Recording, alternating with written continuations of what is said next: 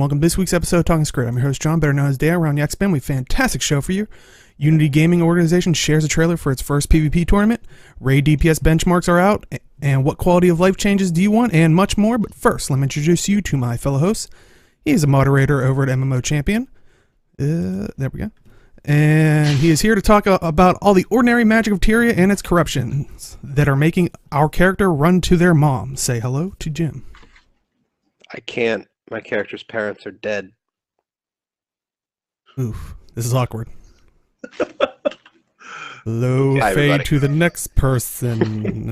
He writes over in his blog, agegaming.wordpress.com, where it says the age-old question.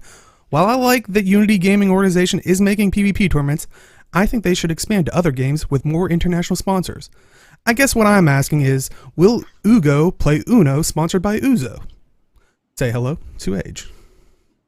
Maybe. And I also like to point out my character's parents are also dead, so thank you for that, Dale. Jeez. Appreciate it. What a downer of a show already. Slowly moving on. And you can see his stuff over on Twitch and YouTube at MMO Inks. He will help us discover the true secrets of the Auto Dragons, in that they are controlled by the gods, and they are nothing more than a giant robot chicken. He's our Canadian Bacon of Guild Wars 2. Say hello to Inks. That might actually be a decent story. Oh, God. Jeez. They'll tie it into one will eat Timey, and they're like, oh no, and then we find out she's just captured Timey's inside, so driving she's the not chicken. actually. Oh, okay. That makes sense. As long She as always as wanted long to be as like the next Scarlet. as long as Right. Seth MacFarlane comes in and does a voice. There you go. Well, let us jump right into the first topic. So, Unity Gaming Organization, if you're not familiar, we talked about it previous weeks when they first announced that they were going to do a PvP tournament. Now they have a launch trailer. It was made by Touch of Shadows. We have it actually right here. You can see it playing. It does have sound to it, just like kind of music in the background. If you're watching on YouTube, link will be in the description. But it kind of gives the same information that we talked about in the past, where they're having a tournament ran by the community. You know, it's not really funded by Arena or anything like that. It's done by Jebro, which I'm sure people, if you're in the PvP community, probably know of. I mean, if not, I'd be surprised. But yeah, EU June 11th and NA at June 18th. And on their video, they have a link to all the more like information, like times and whatnot, and if you want to help support them for prizes and whatnot. But what are your guys' thoughts? Do you like the trailer? Yeah, it was really well edited, in my opinion. Yeah, it's really well done. I really enjoy that's what, the spectator camera, or is that like Some of it, extra? yeah, some of it's spectator, but actually I think all of it's spectator. Yeah, I never really got a chance to look at what the spectator camera can do, because when the one time I tried to watch one of the older tournaments was back when it was like you had Condi, Bunker, Mesmers, and Revenants, and that was it. And people got excited because someone got downed and matches timed out. You didn't get to 500 points. So I kind of stopped watching because it was like, do something, and nothing happened. But that's really well edited, and I'm kind of excited to watch this go down. I'm hoping that if this is super successful, it will kickstart more people, and there will be more events, and there will be more interest, and maybe, just maybe, we'll get an official ArenaNet esports team back together, because there was something I saw. That's the cynical smile from Inks right there. And again, to be I fair, have things to say too, but Yes, it Any- is. any smile from Inks is kind of usually cynical, but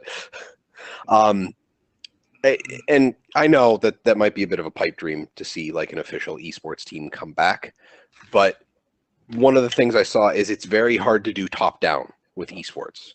The community has to be there and active and doing something in order for you to actually have a chance at setting up an esports setup. So right now we really don't have that.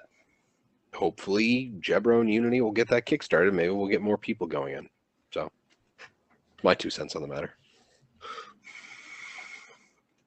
Thanks. Go. I mean, I'm not, you know, I hope that it's successful.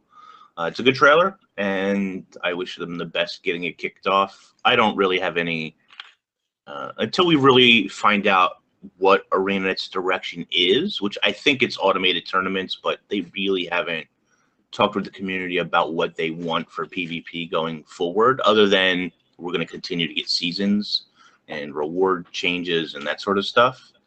But until we get a clear picture of what they want for the future,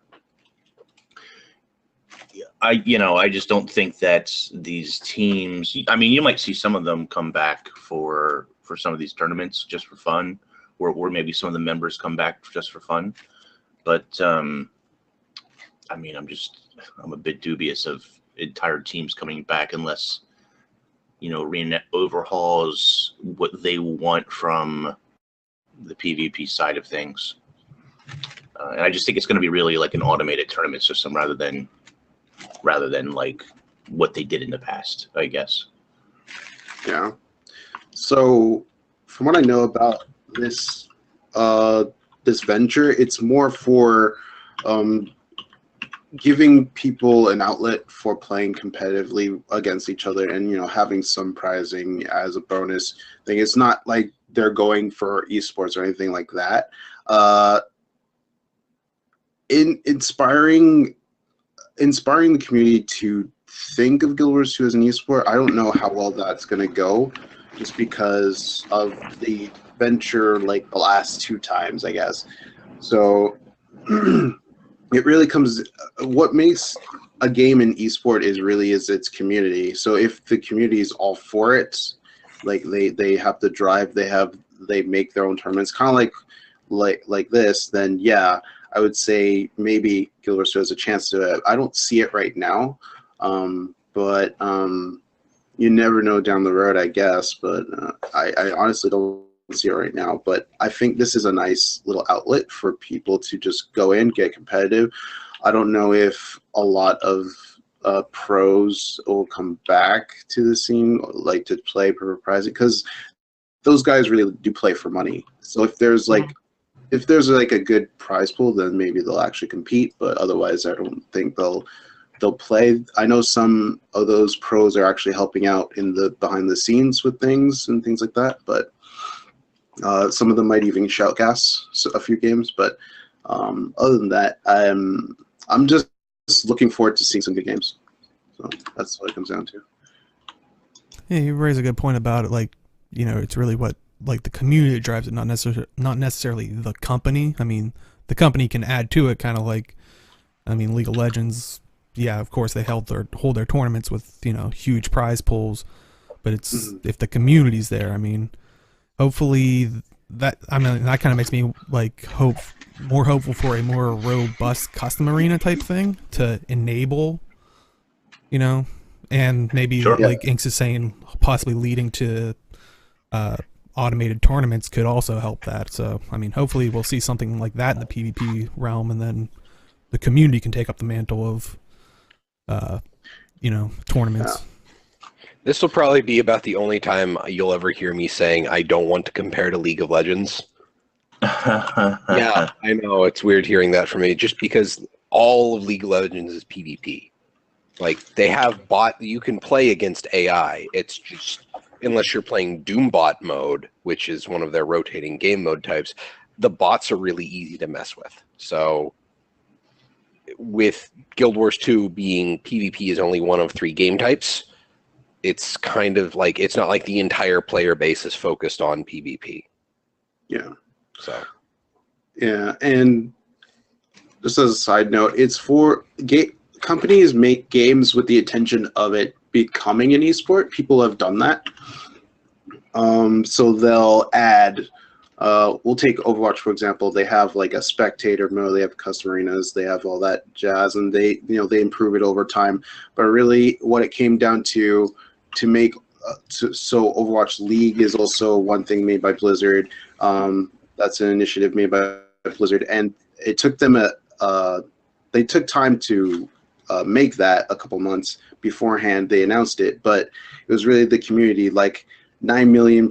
I'm not saying every game should have this amount, but like 9 million players are during the beta. That means like you're going to have a sizable community when you launch the game. So, and since Overwatch is mainly a competitive type of game, you can actually facilitate an esport around it. And Blizzard took that opportunity to add all these features and things like that, and incorporate the Overwatch League, which should be announced in the next month or two. But the company can facilitate the esports, but it really comes down to the core community wanting that. That's what it really comes down to.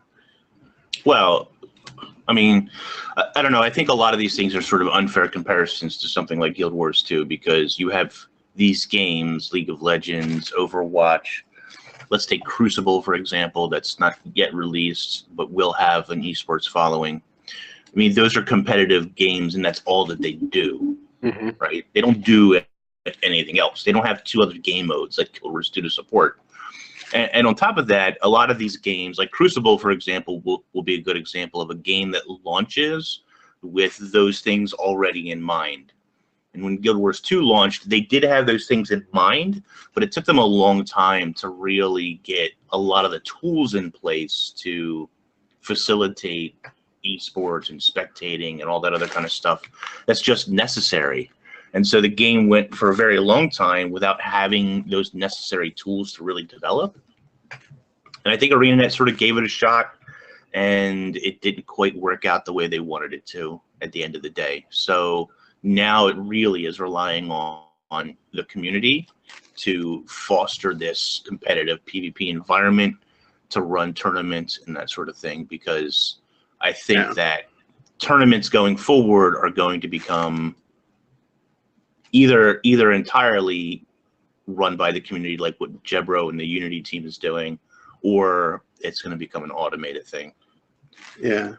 I mean, if you look at other games like Smite, or like any competitive game that has tourney sport, they usually start with community-driven tournaments. Even Guild Wars 2 had community-driven tournaments, like its first, second year. But it just some games actually pan out. They bring more people in that respect. I just don't feel Guild Wars 2 has done that to that extent. So, well, and then there's a question too, watchability, right? Guild Wars 2, for people who don't play Guild Wars 2, and even for some people who do play Guild Wars 2, very difficult to watch and determine what is happening.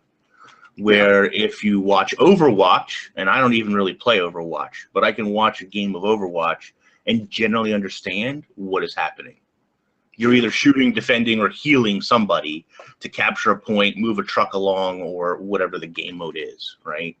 It's more simplistic and sort of easier to understand. That is something I kind of wondered about, is with you were talking about that with the particle effect culling that they've been doing recently. Now, if you are, if like I've talked before, as a an elementalist with a staff, I'm using fire. I'm just auto attacking. You have the original like large fireballs. But if there's another elementalist that's your friend doing the exact same thing, they have the little tiny ones with the minimal trail behind them. So what does a spectator see? Do they see the full particle effects for everybody? So that's one of the things that I kind of agree, is that the particle effects are great, but they're really only used for people who know what they're looking at. Yeah. That, and you make a good shot with the Overwatch comparison. You can't have, in any kind of competitive game in Overwatch, you can't have multiples of a character on a team. You have to be in like a custom game or a specific game type for that to happen. So once you see someone playing as, say, Soldier 76, you kind of see them rotate through all the abilities, and there are unique callouts, there are unique particle effects. So that if you see a soldier from another perspective at some point use an ability, what that's going to be after a bit. You can just sit there and watch for a bit and kind of get a feel for what's going on. And I kind of agree that can be an issue with that's a bigger issue with MMO esports in general, I think. Yeah. Guild Wars 2 doesn't suffer a lot from it because there's a limited skill pool. But then I think back to when I used to play World of Warcraft, and I'm like, I'm thinking about my hotbars for everything that I would actually use in combat. And when you have to get bartender and you have to set up, like, I think Control, Shift, and Alt for left, I had multiple combinations of those for 1 through 5. Just so I wouldn't have to move away from WASD. So I could just, like, it was all kinds of macros. So, like, the hotbar shifting, at the very least with Guild Wars 2, you have your weapon skills, you have your, go away, son. You have the weapon skills, you have the utility skills, and you can kind of get a feel for what's going on there relatively easily. But again, it's still something you kind of need a little bit more mental effort to get someone into. Yeah. Well, and even if you want to like have a better comparison, because games like I said, like Overwatch and League of Legends, they're not really great comparisons for a game like Guild Wars 2. So let's say you take a World of Warcraft, which is another MMORPG, when you watch people play it, or the esports viability of it, which I don't think it has a whole lot, it's always 2v2 or 3v3. It's always an arena style match. It's not capture the flag or conquest like we have in Guild Wars 2. They limit the size of the player pool drastically so that you can see more of the actions that are taking place rather than this cluster of 5v5 or whatever is going to happen. Not that 5v5 happens a lot in Guild Wars 2 because the way Conquest works, but I think you sort of get my point in that it limits the number of players in a given game, and makes it the most simplistic thing to think about, and that's just kill the other team. Right. Yeah. Now that you bring up WoW, they do have they have a niche esports environment where they do compete, and then the finals are always held at BlizzCon. It's WoW Arena's championship. I actually sat down one time and actually 2 times and watched it. I didn't know what was going on. I didn't know any of the skills or anything like that. All I knew is that if one person went down, that means it's very bad for them because they're probably going to lose. So uptime on buffs were required and all that. I understood like the basic premise of that. It made it a little harder to watch because I didn't know the skills, but you get the basic understanding. With Guild Wars 2, I feel like you don't know a lot of the skills, but the basic premise is to get to 500 using the capture points, and I feel like that is the basic premise of that.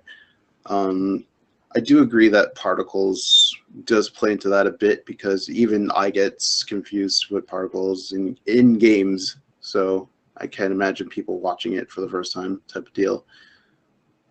Yeah. Well, ultimately, I hope Unity Gaming Organization's able to, like we said, kind of light the fire for hopefully more community PvP tournaments and maybe community events in general. I mean,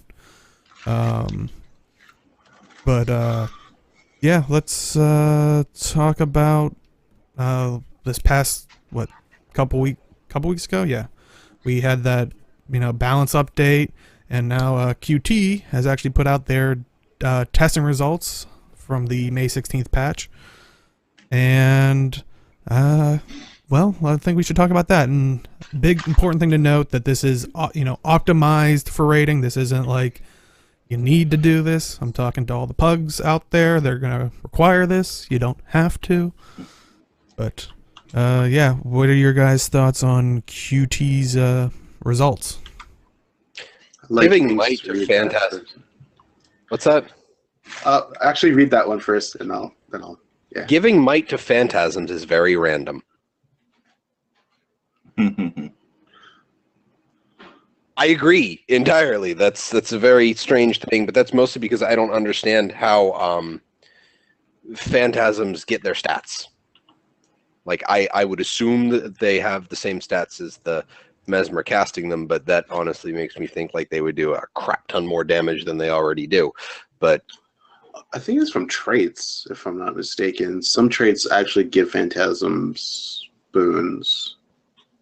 There are a lot of traits. There's one that gives phantasms retaliation. I know phantasms have more health, I think, in general than clones. Clones are literally just there as misdirection and shatter fodder. Phantasms actually do something. So I know there's a lot more options where you're supposed to get and keep phantasms, but Phantasms use Mez base skills not affected by boons. That's why it's random. Okay. That is weird. Huh. But yeah, that is kind of weird. Wait, so phantasms don't receive the effects. Wait, there are traits that give them boons. So it's your base stats minus your boons. So they're not affected by might on you, but they're affected by might on them. I think is what that means then. I guess so. Yeah, that would make sense. That is kind of. I'm gonna have to look into that. I don't play Mouse Ring, but I would like Inks to read that Revenant line right there. Don't know. I don't have it in front of me. Okay, I'll read it for you. I'm a fail. Sorry. Okay. Revenant Condi is a solid DPS choice. Yeah. Yep. It is. That's if you're Condi optimized. That doesn't mean you have And that's So that's okay, so there's some problems with Condi Rev. Okay, first of all, yes, it does decent damage. It is a viable choice for any group to take.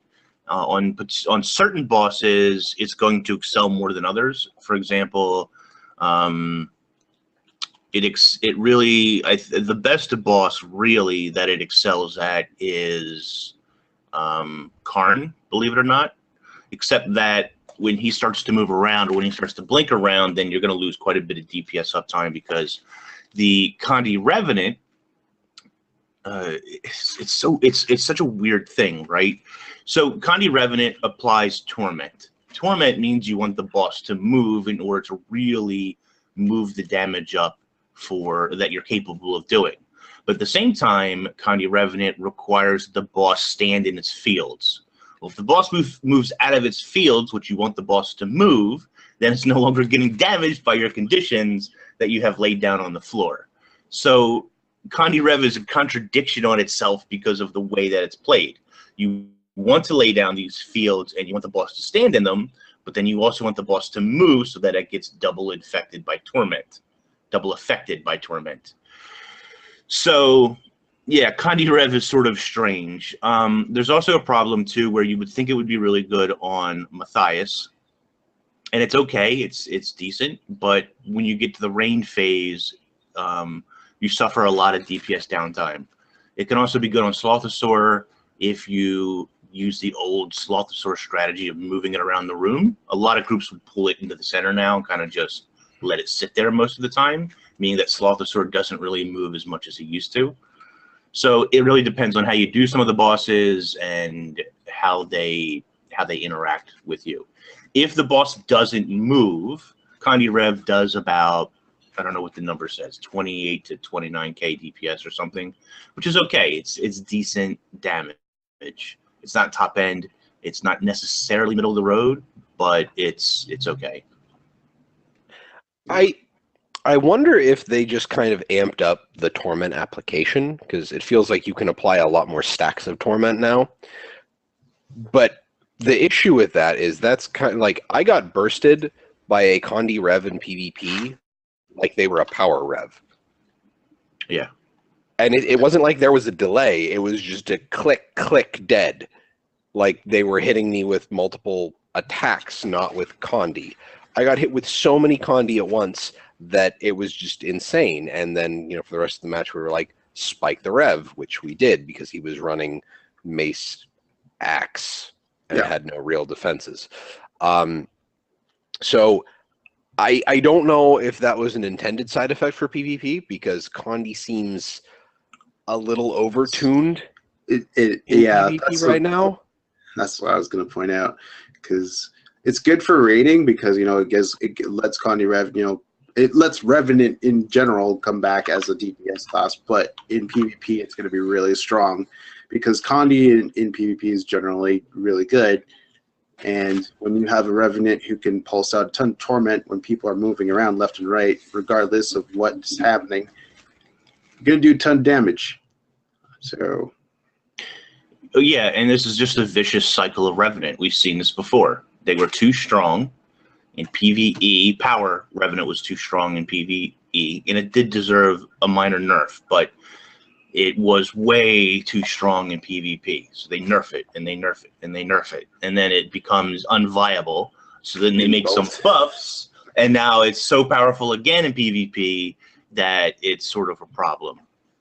Honestly, and in World vs. World, it's always been strong. It's always been a toxic class in World vs. World. So I don't know. Revenant is just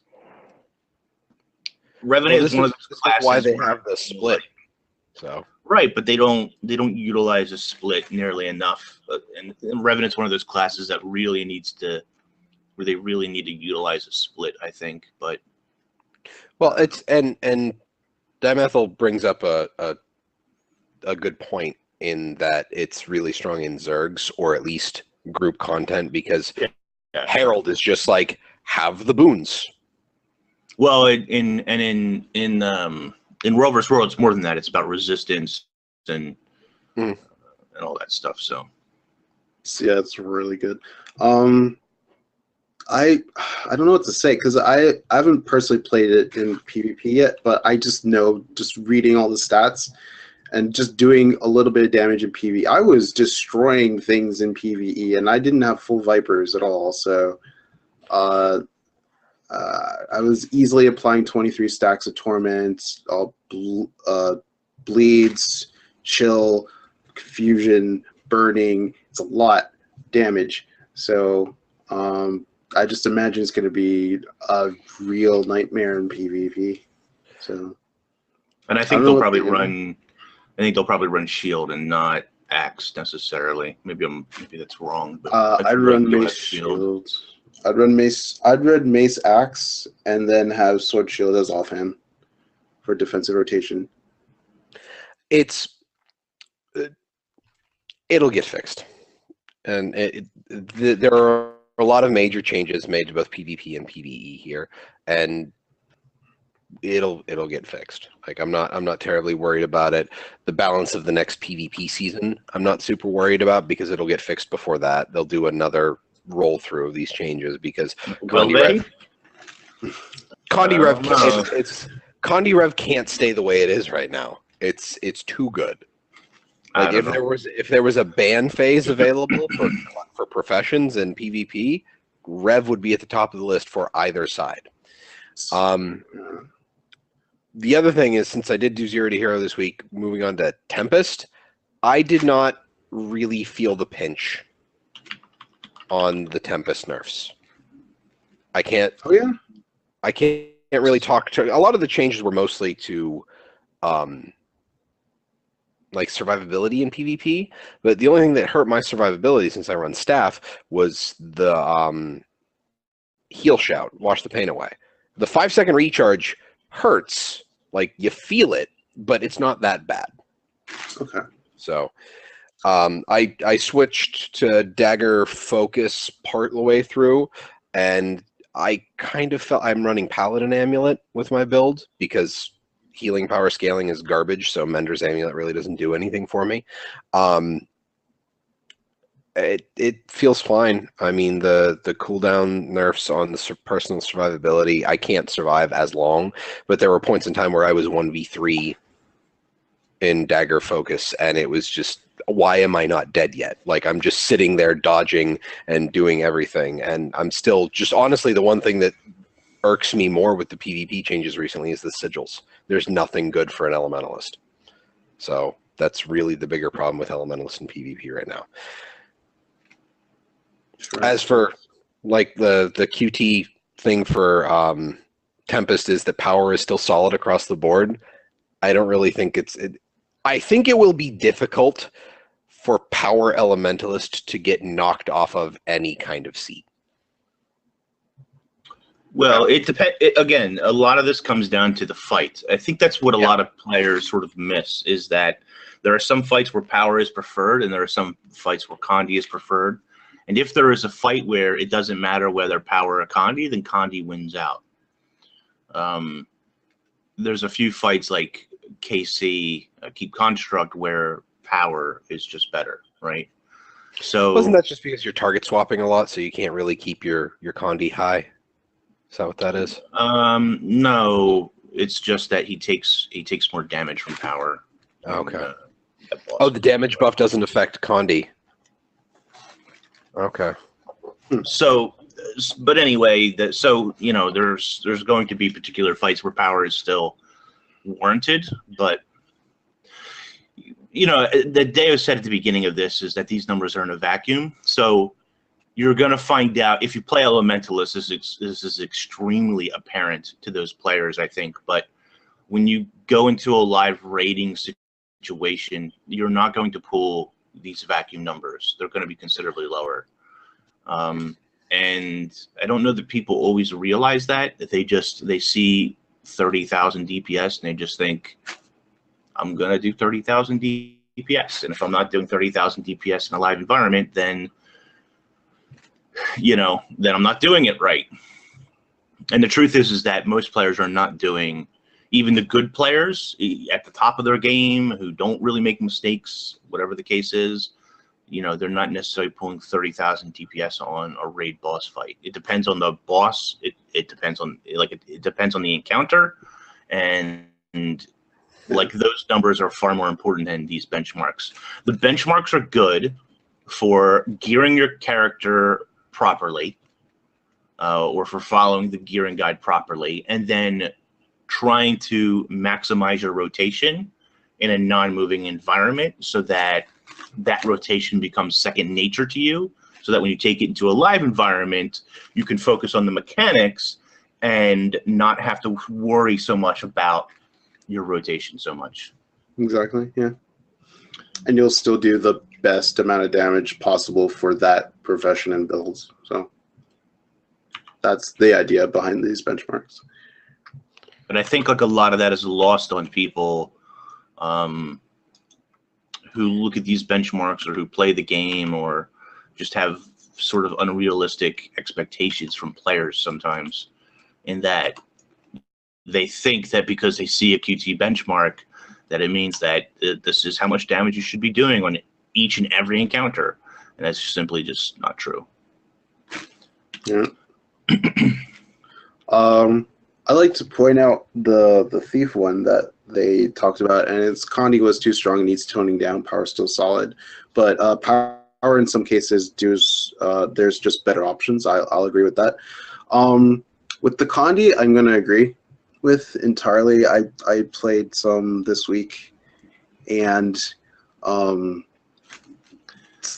yeah, I do a lot of damage. It's not fun to play against.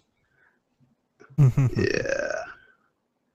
Oh, yeah. Well, double dagger, you mean? Or just Condi thief is, there's so much poison instantaneously. Exactly. Yeah. Like, so I mentioned last week the World of Enders video where he was like, yeah, this is I haven't changed anything for my toxic thief build. Let's see how this works. And it's a 14-second video, and in a second after initiating combat with the chieftain, 24 stacks of poison. Yeah. So it's good. Like, the Condi change is really good for like experimenting world versus world. I've been having a lot of fun with that. For PvP, I don't like it as much because it just makes the double dagger Condi build a lot more cancerous. Although it does promote using dagger pistol dagger, and Condi double pistol more, but still people are going to run the double dagger build a lot more often than those ones. For rating purposes, I feel like the build is really strong, and it's just over the top. It goes away from what I thought Arena was going to do, and it's going to bring all the people who do DPS, it'll bring those numbers closer together. So that was around 30K, right? It's not doing that. It's going like 38, 40. It's a lot. Human thieves, yeah.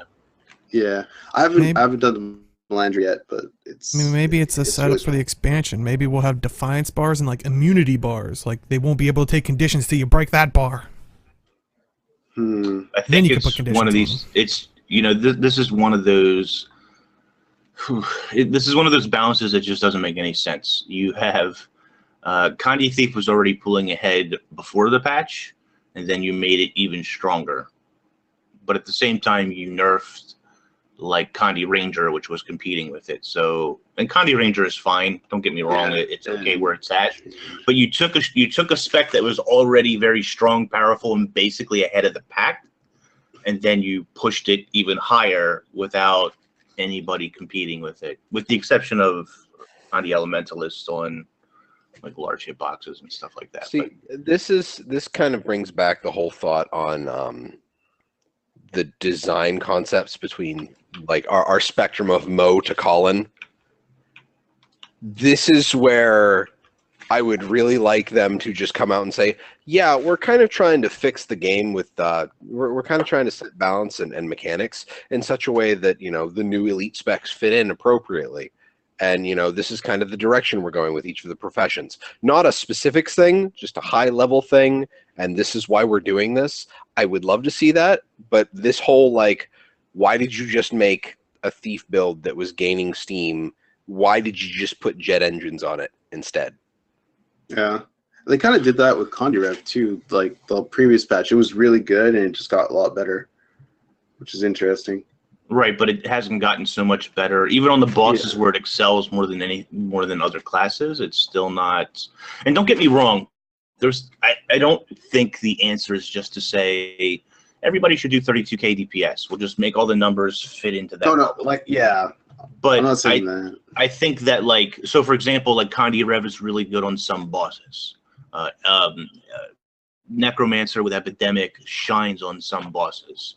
Like there's these niche situations because of boss mechanics that some classes excel or become the go-to choice, right, for the best choice. And I think that that's okay. The problem with Condi Thief and Condi Elementalist in some circumstances is that it's just the best choice no matter what. It doesn't matter what is happening in the fight or what is happening. It's just the best choice. And I don't think that if it is the best choice, you should then buff it even more to make it even better without bringing any, like, that's just not balance, right? You're taking a class where we're two classes and just pushing them up to flavor of the month or flavor of the 3 months, because that's how long it takes for balance, generally speaking. And I don't know that that is the best approach either. So if we had more frequent balance changes every single month, and I don't think that's asking too much. Like, I really don't think that's too unreasonable to have balance just for every month. Even minor balances. It doesn't have to be a giant overhaul every month. But if you see something, let's pretend, and I don't know the numbers, but let's pretend that Condi Rev is way out of place in the newest PvP season that's coming. You should just balance it. You should give it a little bit of balance. Exactly. I'm not talking taking a hammer to it, which is what they like to do. I'm talking just, you know, little balances, little twists of the knobs and dials, whatever you need to do. A little hammer. Just a little tiny little pick.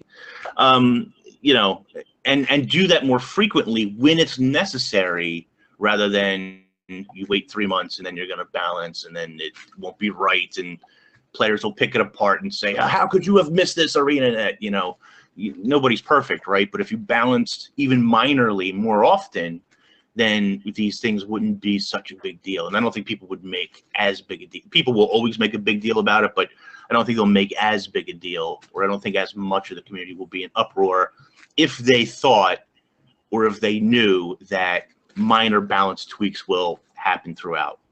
Yeah. And season 1 for PvP is actually a good example of that. For example, you had the bunker meta with Mesmer, and you had Condi Revenant. And before, and like as the season started, you know, people are saying, you know, this is really making the game really not that good. You should really fix this. And they didn't really do anything until like the 6th week of Pro League, when they realized all the games were boring because everyone was just playing the bunker meta.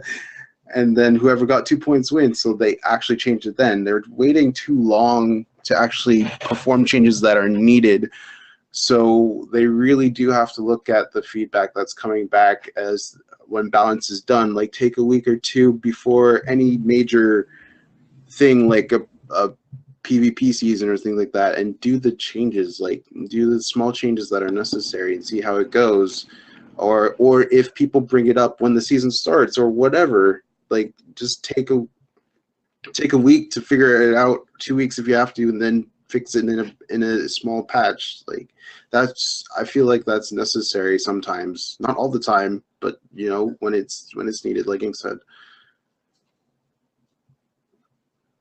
Yeah, and we have Phantasmic in chat saying more iterative approach to it, which I agree, which is what I want to see. I agree with that, but at the same time, they can't. If they tested for balance in an exhaustive manner to make sure that we had the best experience possible, we'd get balance patches every 6 months. Yeah.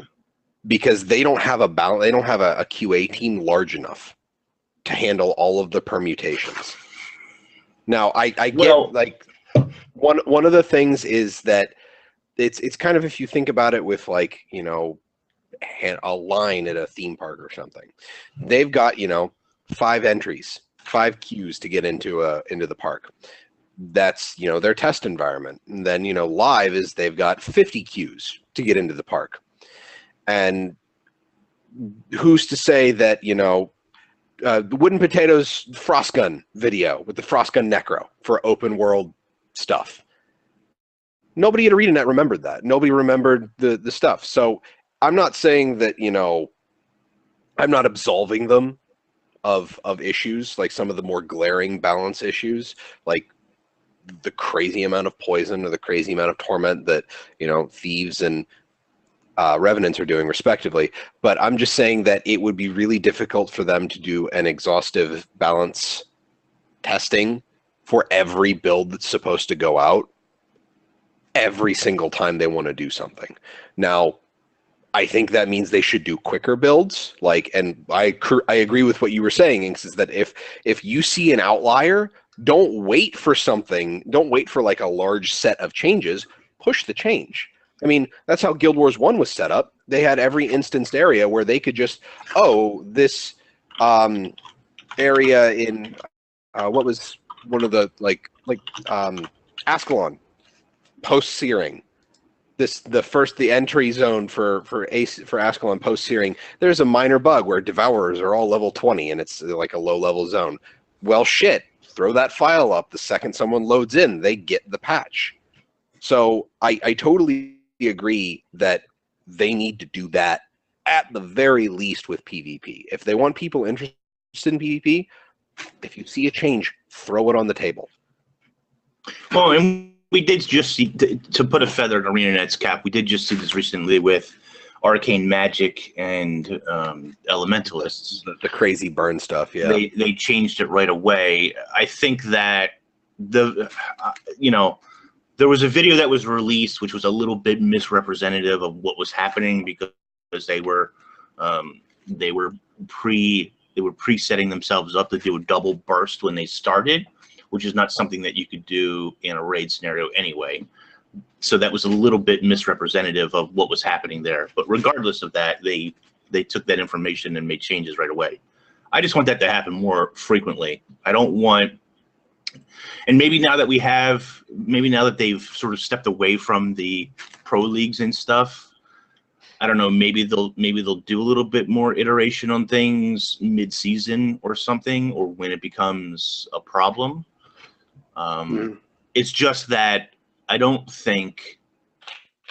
know how large the balance team is, but there is a consensus, whether it's validated or not, in the community that they don't think it's a very large team, and I would probably agree that it's not. So you have 3 game modes that have 3 different distinct sets of problems with each class, where these things are hugely problematic. For example, like someone brings up about Thief and Condi Stealth Thief, how big a problem it was in World vs. World for ages, and changes to Mesmer and its Signet, for example, which was a world versus world change that affected raids and other things. So I don't know. I just want, when there's these problems, I want them to be changed. I don't want them to wait so long on it. I want them to change them more frequently than they do currently. Now, I'm curious, with all these changes to the raid, the raid meta, have you guys switched any characters in your raid group? Like, have you switched your profession, or has anyone in yours switched? And also to chat as well, if you've noticed people playing different ones, maybe ones they wanted, or now they're pigeonholed into doing something, else, or play Condi Thief. It honestly hasn't really. It honestly really hasn't changed that much. I think some players are still sort of experimenting a little bit where each of the classes sort of shine. I have seen Condi Revs. I have seen Condi Revs in groups, so I mean that's sort of a change. It's not something you would have seen before, obviously. So there's that. Yeah, I know some people have been experimenting with Condi Tempest too. So I heard that was really good, especially in large hitbox. So yeah, Kate's been talking about that in the Discord a lot lately. Apparently, she's going to be doing that tomorrow, which that'll be cool. And I did try out Necro with Plague Lands. I really like Plague Mersad Overseer. It's so much fun because things just die. It's great. I've mostly, like, with all the changes, and we didn't talk about Warrior because, I mean, Warrior really didn't go anywhere, but I've mostly been trying to get a good axe build set up, and even with the crappy gear I have, just messing with traits, it's kind of silly that there is a almost 10 to 15% increase in DPS just slotting Berserker. It kind of bugs me that Berserker is just flat out better for straight damage in any form. So, but cool. Any other final thoughts on the QT raid thing? Which do want to again clarify? This is like for meta. This isn't necessary. This is if you want to be a min maxer. I mean, type of thing. So, all right. Let us talk about some quality of life. So this past week on Reddit, a Redditor by the name of Dragar posted a quality of life thing that they wanted, and it was a consume all or an open all feature. And they go on. It kind of blew up into like a what people's quality of life wish list type of thing, which it tends to always do. So I'd like to hear you guys' thoughts on a consume all or an open all feature, and maybe we'll talk about what quality of life features we would all want. Give me open all, please. Please. Yeah. There's so many bags. So many. Even if it just fills up my bag after a certain point, I could just like hit deposit all, then I could salvage all, deposit all again, and then I could go back to open all. It's a glorious system, and it would work. I want consume all on Tomes of Knowledge. That'd be nice too. And then Hat is talking about. Wait. You want consume all on Tome of Knowledge? Yep. I see a problem with that. What? The problem I see there is people will, let's say they have a new character and they want to get it to level 80. They'll consume all their tomes. Uh-huh. And they'll eat 200 rather than 80 by accident. That's their problem. Right, but you see what I mean? Why that? I mean, that's an issue that people will just complain about. I don't know that they'll. Item stack splitting has existed since the start of the game. If you haven't learned how to do it by now, yeah, but what I'm saying is you're opening yourself up to you're opening yourself up to problems that didn't exist when that wasn't a feature. Do you see what I mean? I don't know. Or since their technical functionality changes, just put a consume all in there so that it will only push a character to 80, and then if you do consume all on after that, it gives you spirit points instead. Tiny little extra flag is just right. Yeah, I mean, if character under level 80 only use up to 80, and when then you consume, if they do it again. When you consume a tome of knowledge, does it have a separate window? Like, are you sure you want to use this, or is it just instantly? I'm trying to think. Every tome of knowledge is, are you sure you want to do this? Okay, I would say remove that, because I mean, honestly, people have talked in the past. If you want to blow through all 80 levels, you could set up your own. Like, if you have a PC, you can set it up to make your number pad almost an auto clicker to spare your mouse, which that's innate to the operating system. So I mean, it's not illegal. It's one action per thing. I mean, which is they're rolling on automated things, and I mean, on that note, I would actually like to see, like, when I usually do a key character, I still have like those get to level 20, get to level 30, get to level 40 scrolls. Can we just make a thing where it's like a checkbox on like the first window of like, so I don't have to click 20 times through the like, you leveled up, this is what you're getting, you leveled up, this is what I'll be like, can I just have it all in one lump sum? Like, just roll, just have the level. I like the new leveling. I remember when they put the new leveling experience in.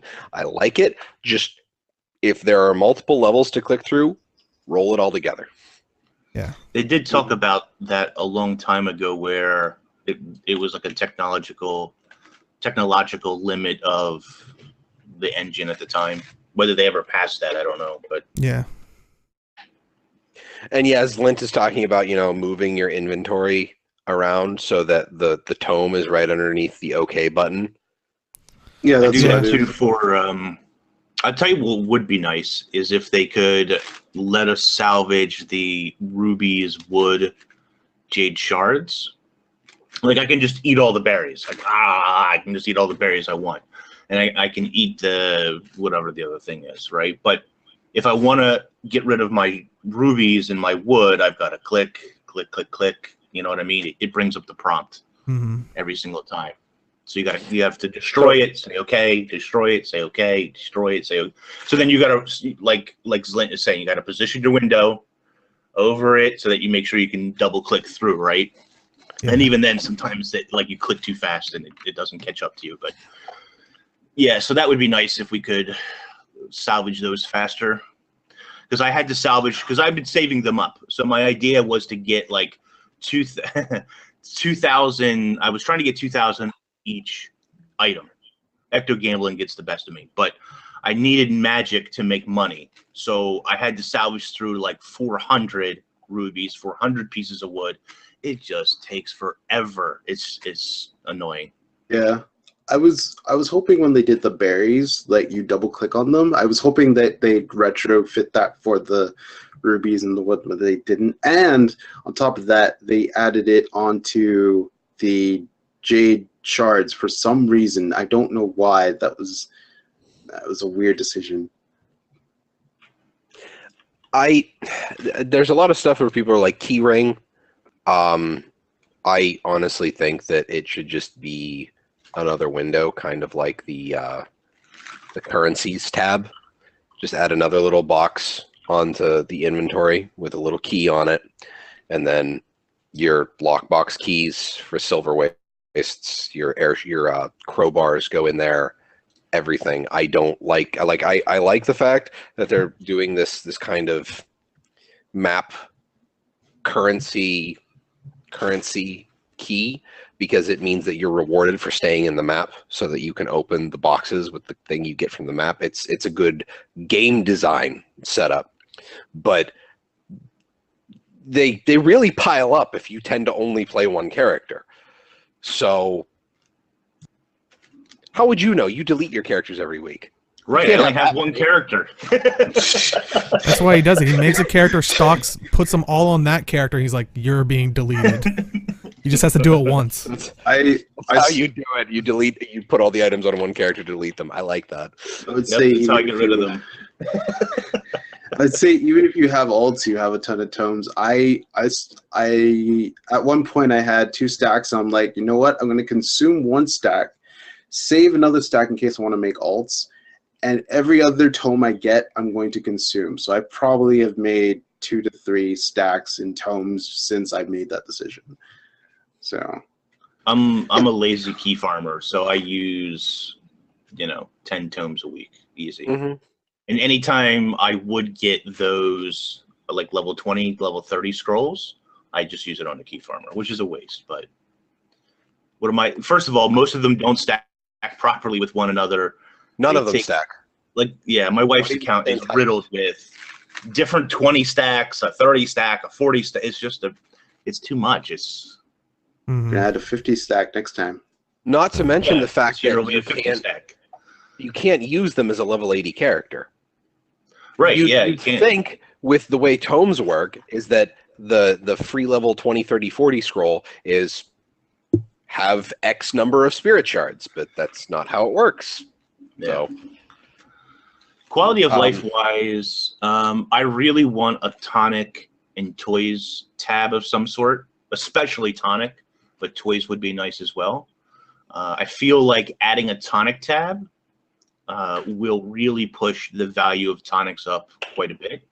It'll make them Definitely. way more valuable. People will want to collect them and make them, and that will mean that those tonics become more rewarding for more players, I think. So I would really love there to be some sort of tonics tab, maybe like Outfits? outfits or finishers or something like that. Maybe like a finishers kind of thing, where if you click on a tonic, you can preview what that's going to look like. Yeah, I would love a tonics tab, really. That would be a big thing for me. I'd be pretty excited. oh, there's another one. I'm scrolling through the Reddit thread. Reward chests that are floating over your map. Have a roll up for those, so you only have to click one of them. Hmm. So, like, if you have multiple dailies, like, if you play PvP, you can, generally speaking, get your dailies done in 2 to 3 matches. So, not only do you get your daily rewards from PvP, you also get the reward track procs from that. So, you've got, in a good match, 3 to 4 boxes floating over your mini-map. I'd like to be able to just get one of them, click it, and it would pop up. Just, how it says, here's a big icon of a chest, and then here's the thing you did, and then here's your rewards. I'd like to see just a smaller window where it's thing you did, rewards. Thing you did, rewards. And if it gets long enough, you can scroll. But that would be really great to set up. I think I Oh, said good. this last time, but I just want less bags. I want more concentrated Oh bags. gosh, yes. Bags That's all and I- bags. I was doing Verdant Brink yesterday. Like I did 2 instances of the event there, and just the bags. Like I got a bag. All right, I opened the bag up. There's a bag inside. It's like, why? Why are you inside the other bag? Yeah. You're not supposed to put a bag of holding inside another bag of holding. With the bags inside of bags. That's insane. And then you open that bag to get like 2 blues and a green, or 2 blues and some bloodstone dust I don't want. It's just like, what are you're killing me here. Stop. I actually don't Stop mind the getting nonsense. the extra. I don't mind getting the extra bloodstone dust because I have Maudry. Sure, that's And fair, right? those I'm ones not make saying a that lot of bloodstone money. dust is bad, but it's just like you open it to get junk, basically. I don't know, and you know what? I don't know what the right answer is, other than don't put bags inside of bags. I don't know what the right answer is to make those things feel more rewarding, but you just pick up so much junk in the game. Oh my gosh. Well, I think it's crazy. one of those things where we don't get nearly as many gray items as I remember getting in World of Warcraft, because I looted everything. People always look at me weird because I looted everything, and I'm like, I have an auto sell for junk items for merchants. I have an add-on for that. I make so much money off of looting everything. I make so much money off of looting everything in Guild Wars 2. So, like, I don't mind all the stuff we get because to me it's just more money. Yeah, it's kind of annoying for the inventory management side of things, but I mean, that's kind of any MMO, really. So, Yeah, Yeah, and you know what? Gray items, the trash items don't bother me as much now because I have like a portable vendor Merchant. that I can sell to, merchant. So like for me personally, it's not a big deal. But if you don't have that, I don't know. It just clutters your inventory with junk. It's kind of like playing Diablo, right? I used to pick up everything. But after a while, you're just like, oh, that's a green. Or in Diablo, green is actually not bad. Oh, that's a gray item. I'm not picking that. I'm just gonna walk by those items because I'm not even gonna pick them up because it's not worth my inventory space to waste my time doing that. You know what I mean? I'm that guy. I used to do that. I used to pick everything. But you get to a point after playing the game for so long where it's just like, I am not even picking that up. It's not worth my time. Yeah, I'm kind of like Jim. I'll pick up everything, especially like using your example of Diablo, because you can just teleport right there and back. Like it's just right. split. Yeah, but Yeah, it's so much easier to clear your inventory in the That's Diablo crafting games. materials, man. I want to see how high my number can get, especially now that they've looped it into like a currency tab type thing. Like, you know, it's like I want to see how high of a number I can get. Forget about them, and I'm like, oh look, I got like 10 million gray things I'm never gonna use, but I have them. Age just played with me and Matsta, and we don't stop for anything. We just run straight through the level. They really All right, do, next yeah. floor. Unless a legendary drops and you can see it ping on your map, it's the only time any of us ever stops. I think the only time I do that is for like the actual stuff you need to speed run, but then I don't think those actually drop loot until the end. But Yeah. as for other kinds of quality of life, oh, sorry, go ahead, Dale. Well, I was gonna say, for me, quality of life, I liked what everybody was saying. Mine, I was debating on whether to kind of say it here or in the next section. I would like to see like almost a wardrobe-esque type thing for gathering tools, which I think we'll probably get more into in the next section of. The skins, right? Yeah, but I'm trying to think the things that like I feel like nowadays my inventory in Guild Wars 2 is really cluttered with crowbars, like things like that. I know that they said that they weren't really working on a key system, but I tend to carry around a lot of different keys of sorts, right? Crowbars and silky sand and just all that stuff. Just waiting for Zlint to get triggered in chat. I carry around a lot of like the keys. Like I don't have any of the Skritt guys anymore for that map, but like the new map has the Zen things, the triangles, whatever they are. So now I have a bunch of those. And when I ran Silver Wastes, I used to have a bunch of shovels. You know what I mean? There's always, I don't know, there's always those extra little things that just in the bank now. I think somebody said it way back in chat scroll, but this is a notebook I keep on my desk of my builds for my different characters. Yep, see? There you go. We need templates. We need templates. I mean, like people talk about like what are you going to do about, you know, the runes and everything, and I'm like, since I have two models, I usually screenshot them. Well, the thing is, though, is in any other RPG I've ever played, it did not care about the enhancements you put on the gear, only the piece of gear itself. Yeah, that's so fine. I literally just want a button where I just want a thing where I can say gear set 1, gear set 2, gear set 3, and you know it would also change my traits and my skills, and I just click it and it equips all of the gear. Because generally speaking, I'm not going to be swapping out my runes and my. I'm not going to change out the runes, the sigils, and the infusions. Yeah, there we go. The infusions on a like that kind of min-max level. The bonuses aren't great enough to really warrant changing those out. When you're like if you're on a power build or a condi build, the bonuses usually aren't that big a deal. You're not going to be changing those out regularly. You're only going to change those out when something, you know, you feel it would be a much better thing in the long run. So that's all I want. Like, swap equipped gear, swap traits, swap utility skills. That's it. Absolutely. 100%. Would love it. It's funny, I was running Fractals last night, and I only have Ranger now. So normally I play Condi Ranger for everything because I'm stubborn. I don't want to switch. It's just, who cares, right? But in Fractals, I should technically be running, it's just more beneficial, generally speaking, to run Condi Druid. But then I got to switch things. My gear actually doesn't change, but I got to switch up the build, and I don't know the build intuitively in my head. So I'm just like, I'm not bothered switching. I'm just going to stay on Condi Ranger. Heal yourself. I actually played a match on GRD this past Wednesday as a power druid build. I totally forgot to use Astral Form. Completely forgot it even existed. Wow. Which at that point I just looked at it and I'm like, I'm gonna go to base Power Ranger for this PvP build because I don't use it. Like, I don't use anything related to Druid. There were no glyphs in the build. I think literally the only thing that the build was using from Druid was Ancient Seeds, which is the immobilize when you hit a CC'd target. Mm.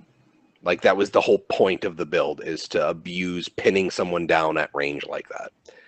One last quality of life thing before we move on, and this is heavily biased because of my situation in the game. I want something that eats luck. Let me consume luck somehow. Raise the cap. Put in a gobbler. I don't care what you do. Let me use it capped? somewhere. I've been Yeah. capped for years. I was gonna say there's a couple people out there that I've seen actually mention that. So, but, I mean, you're not alone. I've been capped for like 2 years. Yeah. Well, you can salvage exotic luck for crystalline dust, I think. No, that's Ectos. Ectos. Yeah. My bad. I literally can't do anything with it. Right now, I save it for Whenever they inevitably do something with it. Well, I save it for Lunar New Year, and I give it all to whatever guild I'm representing, which takes forever. Let me just tell you. And also during Lunar New Year, you can upgrade the backpacks from rare to exotic with lots of luck. So I just save it. It just clogs my bank for a year. Okay. I was wrong. Mithrin says that if you salvage Ectos, you get more luck. Mm-hmm. And don't get me wrong, for a long time, for nearly 2 years, I've seen people who were at luck cap saying, oh, we need something to do with it. And I was just like, no, it's not really a problem. But I think by this point, more and more people are getting to that cap. Like, long-term players are getting to that cap by now. And I think they should either raise the cap, which already doesn't do a whole lot to Magic Find anyway, or put a gobbler in to let me eat, just like the other ones. Make it exotic. Make the consumer just use exotic luck, because then your artificer can be like, oh, let's mash all this luck together. Sure, yeah, whatever. That way you can kind of control what exactly is going on. So, because they put a gobbler in the game for Unbound Magic, but yeah, I don't know. Just another gobbler, or raise the luck cap. If you don't want to raise the luck cap, then a gobbler would be fine. They could use alternate recipes, sure, whatever, some sort of sync for luck. Like, I seen somebody on Reddit last week saying that he was giving away free luck to any guild that needed it, just because he didn't have anything to do with it. He just wants to get rid of it. So add me, and I'll give you luck that you need, or something. That's what he was saying. And it's becoming, I think it's becoming like more and more of an issue as time goes on. 2 years ago when I was capped, I didn't think anything of it, because it was unreasonable at that point to be capped unless you went out of your way to do it. But by now, I think even people who play on a semi-regular basis are getting closer and closer to that cap, if they haven't already hit it. I'm at like 268, I think, right now, something like that. So I'm getting there. And if you do things like any kind of farm, where you're just getting loaded down, let's say you did the AB farm, or let's say you're doing the NG farm, or even if you do, I did a dragon stand last night, your inventory gets loaded with blues and greens, you salvage all of them, and now you have a ton of luck. So, like, and that's not a bad thing, it's not, but you are going to get, like I said, you're going to get closer to hitting that cap within the next year or so. Even more people are going to be already there. Yeah. Yep. Let us talk about the Gemstore. Thank you always to Dolphin.net. Check out Dolphin.net so you can spend your gems more wisely. So first up, we have the Unbound Magic Gathering Tools, which they come as a set for 2,700 gems, and it's not separated. It's all or nothing in this case. So you can see it comes with the mining beam, logging pulse, and a harvesting blast, which will allow you to mine or gather any resources. So what do you guys think of the look of this? They look really cool. They're a little dramatic. I think the logging tool is a little, like the wave that it sends out is a little too much. Like, I feel like it should have just been like a blade coming off of your arm of magic to do it, instead of this wave that just kind of travels off into wherever. But I think more the issue is, do you think these are worth $35? Yes. Is the question.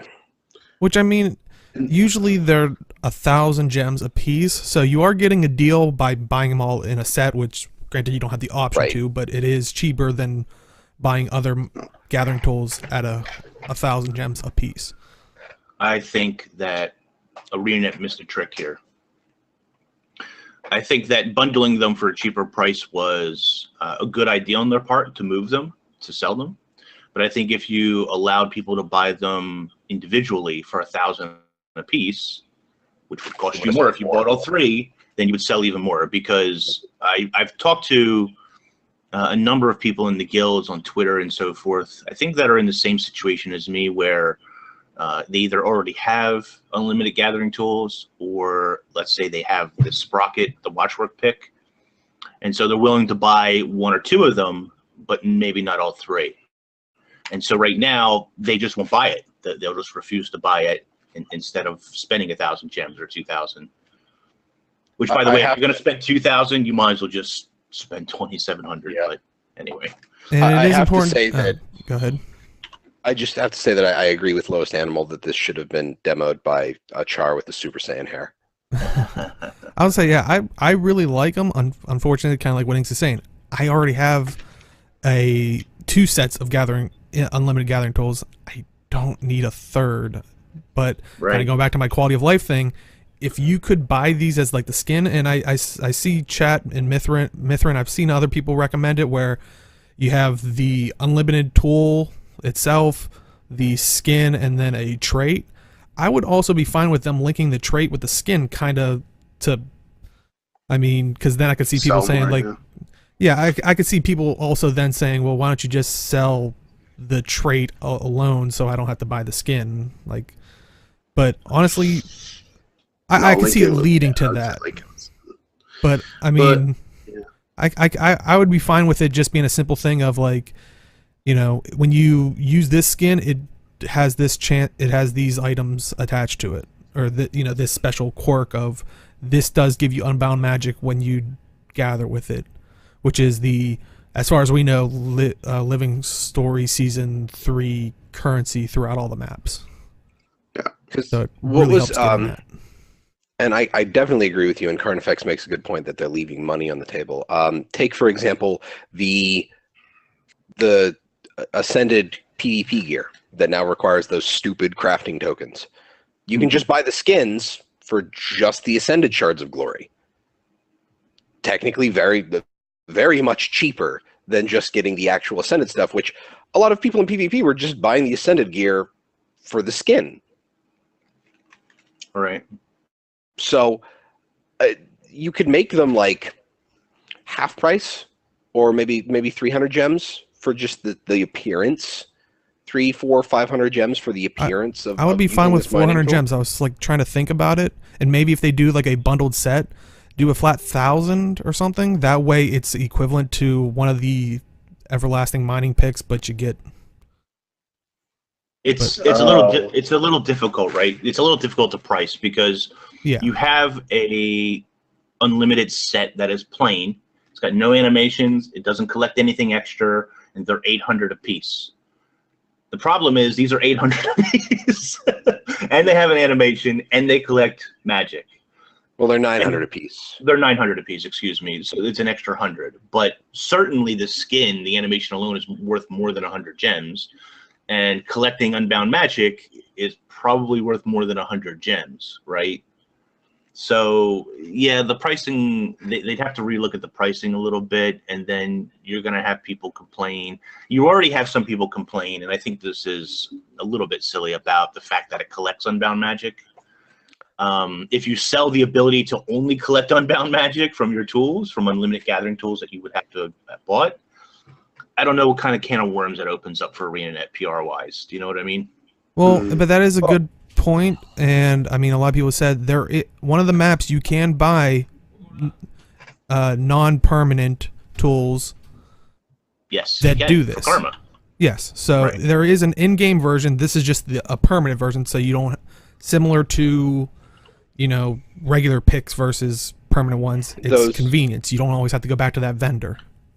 I do have one minor gripe about the ones that you can buy in game, though, is they have half the durability of standard picks or of standard gathering tools. Right. I mean, they could solve that issue by allowing you to stack those tools. You can't stack them, unfortunately, but That would be really nice. it would be nice if you could. Just stack them all in your equip slot and be done with it. Yeah, yeah. So, I don't know. It's the other thing too is I think that they would have to put at least a developer on this to come up with a system that allows you to skin your tools. Yeah, there'd have to be UI stuff, and There would have to be UI work done and that sort of thing, which is not necessarily a problem, but can you imagine? I don't know. People would complain. People complain about everything, but I can imagine the outcry if they find out that they allocated resources to creating a special UI just for unlimited Gemstore gathering tools. the one thing, and I don't, speaking directly to the fact that they generate Unbound Magic, and technically it's for free after you buy them for the initial gem investment. It's 1 Unbound Magic per pull? It's like 2 to 4 or 2 to 3, something like But that. still, you need It's minor. hundreds. Yeah. You need hundreds of Unbound Magic to do anything with. So it's really not that big a deal, especially when you could make, like, if you go out and spend a day harvesting, just like you go to Timberline Falls and you just run up and down the entire zone and collect everything. I guarantee you in the time you did that, you would have made 3 to 4 times as much Unbound Magic just sporadically gathering and doing events in one of the Unbound Magic generating zones. Well, Sure, that's fair, but it's a not limited really- amount. Well, not only that, but it's not really about that. It's about the fact that I have unlimited tools that don't do anything, that don't gather anything extra, and you have ungathered tools that you paid less for that do gather something extra. That's the argument that I've seen being made. yeah. So, I don't know. Personally, I don't care. It doesn't bother me. You want to spend 2,700 gems and gather 2 to 6 magic, go for it. But I do. I would just like the animation, money. but I just cannot convince myself to buy another set of permanent gathering tools. So I love the skin. I think it'd be amazing, like you guys said, like, Super Saiyan blasting like some ore nodes or.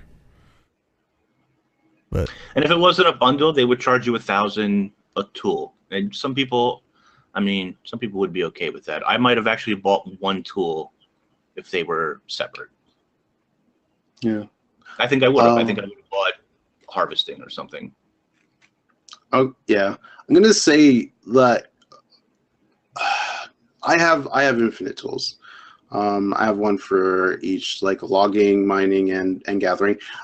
I'm considering buying the tools just because of the way I play the game, because it's an investment. So, for example, with the exception of the new map, I've bought every single harvesting node for the living story maps. So I have like the bloodstone rubies, the winter berries, all that stuff. I slowly accrue that over time. If I can slowly accrue Unbound Magic over time as well, and let's say I don't really play the game, I just play, like, some days I'll like go into maps and do stuff. Some days I'll just do my dailies and call it a day. But if I like accrue all of that inventory stuff, and let's say I need Unbound Magic, I don't have to salvage those Bloodstone Rubies. I might have enough Unbound Magic from the random gathering I've been doing, that type of deal. Or I wouldn't have to salvage as much. So it's kind of an investment in that respect. So I like that aspect of it. And that's why I'm considering getting them, because it's easy trinkets pretty much. Because, yeah. Oh yeah, sure, sure, Dill. I'm sure if they make it when they make a return or something, or when they take them off and bring them back, I'm sure they'll split them up eventually. I mean, it'd be weird if they didn't. But yeah, I actually wanted to get a screen grab of it because I looked on the wiki. I think we have now 9 technically full thematic sets of gathering tools, and then like a handful of ones that are like one-off, like don't have matching ones. That's equally, like, if you have one of every character, you could theoretically get a thematic one of each one. I think it's now time to start looking into a way that to utilize the skins, because if someone was that diligent of like, I'm gonna buy every different profession themed, gathering thing. Right. Granted, you just made a mint off them. Hashtag fashion wars too. Yeah. Well, you know what? Until I stopped, I kind of did this sort of. Like, for example, I bought the bone pick for the Necro I used to have. Do you know what I mean? Like, how does that make you feel? I mean, that was a mistake purchase. But regardless of that, I mean, I bought it for the Necromancer. I didn't buy it just because I needed another unlimited tool. I mean, I certainly didn't, right? But no, I definitely bought the bone pick. I regret the Jack in the Box one. I'm like, ugh. If the Jack in the Box wasn't so slow, I would use it more often. Yeah. But I would love to like, trade their skin off of those ones to like these ones or something like that. But yeah, go ahead. I like the idea. I wish there was a set. I wish you could obtain the non-skin set in game somehow. Like if it was some kind, like if there was a infinite mining pick, harvesting, logging axe, and harvesting sickle that you could do some kind of crazy Mystic Forge recipe with the level 80 equivalents and what have you. And I think that would be a good idea, because that means that you hit the end game. You have the opportunity to be like, hey, I've invested enough time in this game. I go out and I harvest enough stuff. Instead of spending real money on gems, I can go on this little adventure to farm up this thing that's permanent, because it's still a sink. It's still a gold sink, but it's a long-term initial investment that will pay off if you keep playing the game. So every time you look at it's still good for ArenaNet, because you're still going to play the game, because every time you're like, oh, but I made this, it's like, oh, I made this legendary. Oh, I made this infinite gathering tool. I need to actually keep playing. Unless you're Inks and just delete a character anyway. But that's one of the things with like the heavy initial investment is people look at, what is that, sunken cost fallacy, Teo? Yeah. Yeah. So people look at this heavy initial investment and they're like, well, I have to keep playing and get my money's worth out of it. Right. And people can also say that I need to get my time's worth out of it. That's an interesting thought. I never really thought about it that way. I when I bought my picks, I'm like, unlimited tools. Yeah, I could gather and not buy things anymore. I wasn't really thinking about I have to play the game, but that's an interesting mindset to. Yeah, I mean, I bought the unlimited tools just because I don't want to buy tools anymore. Literally, the only reason I bought them, Yeah.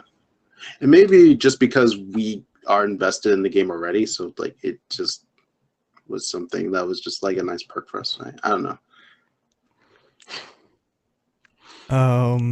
Yeah, so you can get those. Like I said, it's a set for 2,700 gems. Hopefully, we'll like we talked about, see some changes to maybe like maybe a skin like wardrobe version, but there's no mention of it whatsoever. Yeah.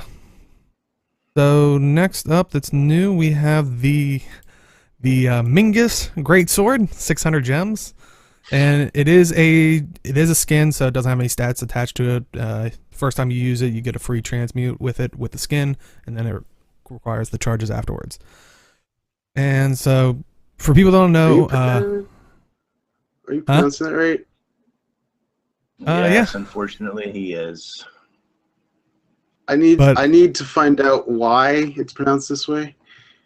It's an old Scottish clan. Yeah, it is good. Oh, well, I was going to give a background at least, because I think that could be something like, well, yeah, we could talk about it. Who cares? Yeah, it's old Scottish word. I think it was some clan or something like that, but it's based on their old alphabet or something like that. I think the letter was Yog. Yeah, Yog. Something like that. That makes the Z sound, or what looked like a Z. Looked like a Z. Yeah. Yeah. Made it sound like this Menzies. But Hello. But Are you Americanized. Scottish, Mithrin? Mithrin's going all linguistic here on us, and I'm cool with that. Menzies. We were told that it is like Genghis Khan. Okay. Now we were told it's pronounced like that. Now, first, I think the sword's pretty cool. It's really good if you're going for like a Dark Warrior, or it's a really good Reaper sword, I think. It would even be pretty applicable to Mesmer, because I think it looks focusy enough with the way Mesmers use a sword. Linguistically, at that moment when you're watching a Wooden Potatoes video and you see Deo's Twitter handle pop up, Deo is now becoming our professional YouTuber cameo guy. Yeah, he's appeared. This is two with just this one tweet. Deo is now in two YouTubers' videos. He's on a roll. I collab and I don't even know it. I kind of understand. Wooden Potatoes made a point that a player edited in the thing to the wiki, and his take on it is that Ruby was referencing the wiki for the pronunciation. So unless, like, I think at this point, unless like the narrative team comes out and says like, it's this, it's kind of up in the air still a little bit, but it kind of lends credence to the alternate pronunciation, and I kind of dig that. So I was going to say Balthazar's brother. So today, me and Deo were talking with Matthew Medina, who is part of the narrative team, and he said that it's been sort of this controversy around the office on how to say it, I guess since it's been brought up most recently, and they've been telling people that it's, as I pronounced it, Menzies. Yeah. Menzies. So I kind of like Genghis Khan. I kind of like Mithrin's been bringing that up. So yeah, like vocabulary wise, my voice, my mouth just doesn't quite want to say it that way, but it is what it is. And he even referenced this article about the yo being dropped and its origination and all this other stuff. So, I mean, that to me, like, I understand Wooden Potatoes' point about somebody, Ruby or whoever, just referencing the wiki, and because the wiki is altered by fans, it's not a real concrete thing. But hearing it from somebody like Matthew Medina, who is one of the narrative people at ArenaNet, I don't know, that lends a lot more concrete and credence to it. I guess the final nail would be if we ever hear it in game pronounced, then that would be, rock solid. Please quickly, like on Tuesday, edit in, like when you buy this, you get a sent mail, but like, here is your Menzies sword. Could it just say, like, could the caption for this weapon be like it's pronounced this way, not this way? There you go. That's Just the flavorful text that you should add. comedy flavor text on it. Yeah, that'd be pretty great. But yeah, and up until that point, I was willing to give the benefit of the doubt, because reason I brought this up originally and kind of asked ArenaNet if they were willing to take a stance on it, was because, I mean, of course, I'm going to bring it back to Abaddon. In Guild Wars lore, his name is Abaddon. In reality, in our world, it's actually Abaddon. I mean, so Right. I've always took it from a stance of, I mean, if I was a dev, I would say it like this to kind of get out of jail free card of, well, this is a different world. They developed their language slightly different, and that's the way it went. Now, theoretically, you could still have the same logic on this one. It's just weird that while one stayed true to probably its origins, the other one did not, and that's one reason why I wanted to ask him about it. But Fair point. They should just bring him into the story. That way everyone pronounces it right. There you go. Well, and so this brings up the point, is this, and I don't know whether it is or isn't, but is this weapon some sort of foreshadowing that he's going to make an appearance? His, calling it Menzies Agony, I don't think means anything necessarily. But if he then appears in the next story instance or in the expansion, then it's kind of like it was a character that was on the tip of lots of people's tongues, but not necessarily being talked about en masse. And now that there is this weapon, it seems like everybody is talking about the possibility of his inclusion now. Like, that possibility was already there, but I don't know, it seems like it's more pronounced now that the weapon has been in the Gemstore. So it's a minor nitpicky thing, like most things I complain about in the game, but I don't know. But I mean, in that case, could you have said the Balthazar outfit was a spoiler, or the Balthazar weapons were a spoiler? Like, right, and that's a good counter argument to what I'm saying here, is that, the other gods' outfits, not just Balthazar, but if the other gods ever make an appearance, they've been in the Gemstore. So does that mean, oh my God, you spoiled it for me 2 years ago and you added Dwayne or something? I suppose you could look at it two ways. One, it's just hey, Balthazar showed up, throw this sword in. People who have never played Guild Wars 1 will be like, what the hell is this? Go to the wiki if they look it up, because the /wiki command is never told to anyone. By the way, friends, /wiki space your question. You search the wiki, it pops up a window in the browser for that search result. Use it. Love it. It's fantastic. And then people learn about the game. This PSA brought to you by the Talking Skritt podcast. I just think, like, and Kate brings up a great point, like, the fate of Menzies has been in the game for a long time, since launch.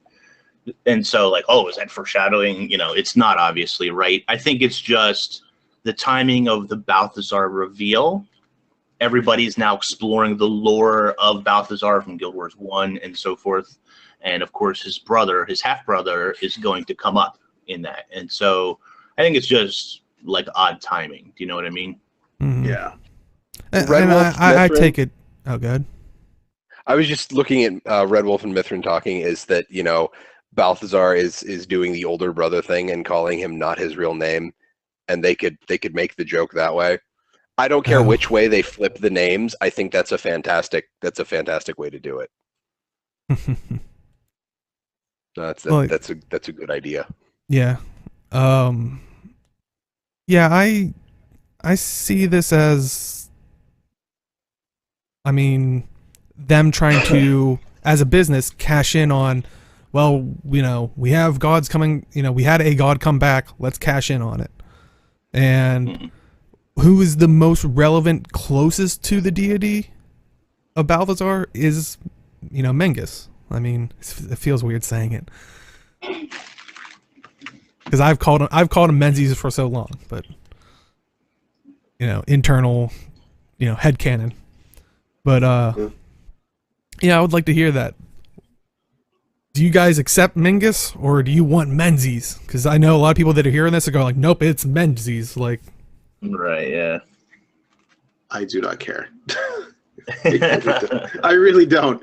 Honestly, look, is the dress white and gold or blue and black? Oh boy. Does it matter? Nope. Honestly, I just kind of like the fact that people are I kind of like the fact that this was dug up. I remember when you told me about it a while ago, Deo. I know that other people have brought it up. The fact that this exists as a thing.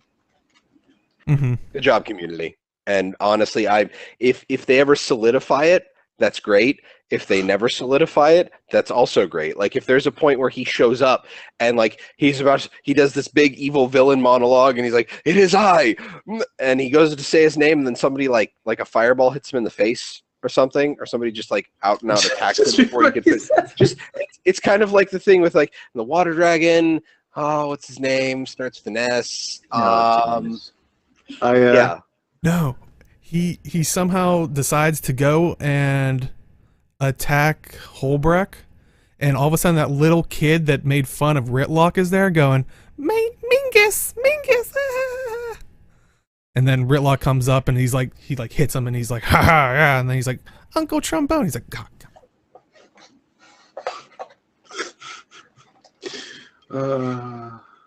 But yeah, so I mean, we can talk about the lore and possibilities that if this is going into story reasons, but let's finish off the Gemstore stuff.